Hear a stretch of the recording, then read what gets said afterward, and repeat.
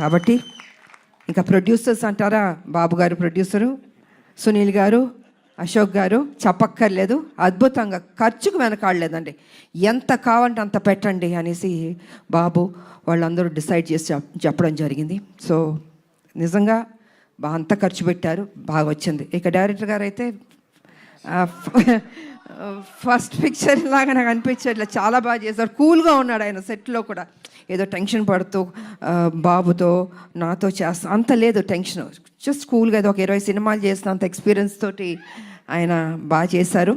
And ఈ cinema తర్వాత డెఫినెట్గా you going to become a top director అండి. డెఫినెట్గా బాబు భలే ఒక్కొక్కళ్ళు ఎత్తికి తీసుకొస్తే నేను అడిగాను, బాబు డైరెక్టర్లు ఎక్కడెక్కడి నుంచో ఎత్తికి తీసుకొస్తారు, ఎలా కనపడతా అంటే లేదమ్మా ఏదో చెప్తూ ఉన్నాను.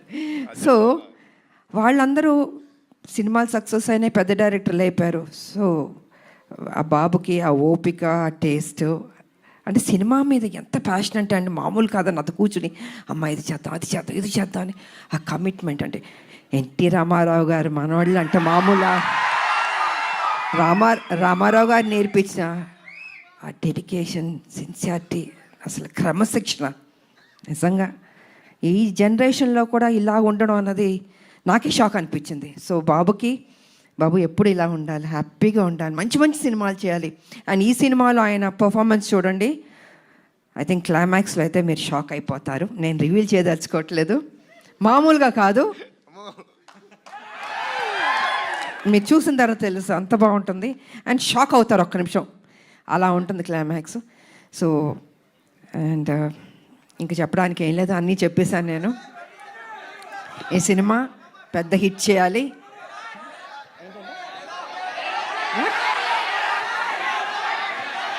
వినపడలేదు ఏంటంటే డైలాగా అన్నీ రివీల్ చేసేస్తా. అలా మీరు టీజర్ చూశారు, మీ అంటే ఆతృత ఎక్కువ ఉంది, చెప్పాలి, వినాలి, చూసేయాలి అని ఉంది. సో చూడండి, త్వరలో రిలీజ్ అవబోతుంది, డెఫినెట్గా మీకు నచ్చుతుంది అని నేను తెలియజేసుకుంటూ, మరి మీ అందరికీ నాకు ఈ ఆపర్చునిటీ ఇచ్చినందుకు ధన్యవాదాలు తెలియజేసుకుంటున్నాను. అందరికీ థ్యాంక్ యూ.